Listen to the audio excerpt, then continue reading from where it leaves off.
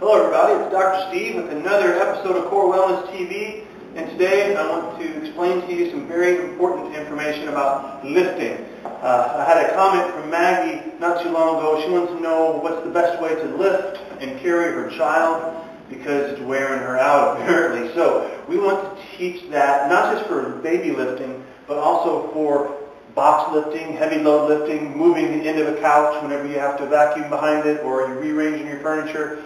You got to know how to lift correctly. And there's a lot of myths about lifting we're going to try and bust. One is just use your legs, use your knees, bend at your knees. Now, that can be possibly true, but more importantly, the main thing when lifting is, remember that my snow shoveling stuff, that's similar to lifting. The main thing is you must have flat back. You must have a flat back. And when you bend over to lift, we'll just lift this chair, for instance. When you bend over to lift, the most important thing, first is to have your flat back. Secondly, well actually first, is to make sure that you're stiff around your center. You've got your super stiffness on all the way around. And when you breathe, you're breathing into your center. So when you breathe, your lower ribs should expand laterally. You should expand in a 360-degree manner when you breathe. That's how you develop your core. Your diaphragm, your breathing muscle, is your main core stability muscle. Okay, so that's first. Brace, stiffness, breathe into that brace, and then you've got a really strong core. You're going to put on your Kegel from below your pelvic floor like you're stopping the flow of urine or bowel movement, and then you're breathing so you're breathing down from the top, your Kegel's on from below, you're bringing everything in from the sides by stiffening your abdominals from the side, and that's how we prepare ourselves for a lift. Okay? Now for a child, if they're big enough and they have the awareness to let you do this, if you can get under their rib cage, that's a better way to lift them rather than their arms. Okay? Because lifting with them at their rib cage can give you, helps them, they can become stiff at their center. So if you're stiff and they're stiff, the lift becomes a lot easier. So even if you're lifting them from underneath their arms, if you can teach your kids to say, okay, push down. When they push down, it gives you a stronger thing to lift up against. Everybody knows that trying to lift dead weight can give you some problems, right? And so if you're lifting someone who's limp, it's a lot harder to lift than if someone who's stiff. Okay?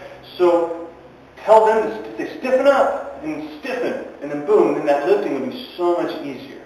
Okay? Another thing about the lifting process, the most important thing is the pulse that you start with.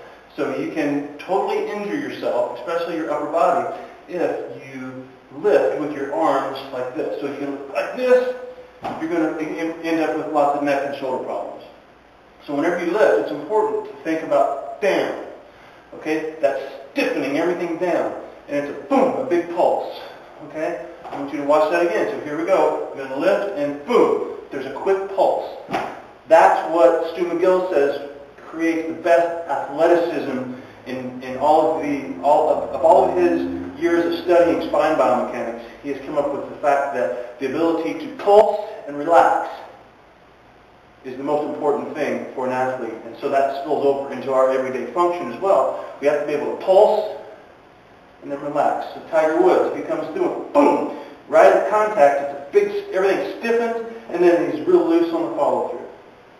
Same thing here. We're going to stiffen and come up. Okay? So that's lifting. Now carrying. When you carry, the most important thing is going to be to make sure that you're not carrying like this.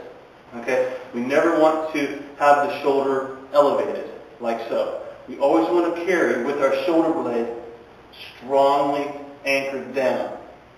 And you cannot strongly anchor your shoulder blade down until your core is strong and stiff and you're breathing and doing all that stuff like we talked about. So in order to carry effectively, it's all about having a strong and stable center first. So that's the big thing. That's lifting and that's carrying. When you carry, obviously you want to switch. And just use your core and your shoulder blade depressors to hold rather than the upper body. We don't want to do shrugging. Okay? So there's a couple things to help you lift and also to save your upper back and shoulders while you do lifting maneuvers. So that's for you, Maggie, and we'll do more. We've also got a question coming up about how to sit at the computer so you don't strain yourself while you're sitting at the computer, and also while you're driving. So those are coming up as well. So stay tuned. Make sure to subscribe to my channel on YouTube and leave a comment on the blog about what other kinds of activities that you would like to learn how to do more efficiently and effectively that tend to give you problems in your daily life. So until next time, think good thoughts, eat good food, and keep moving.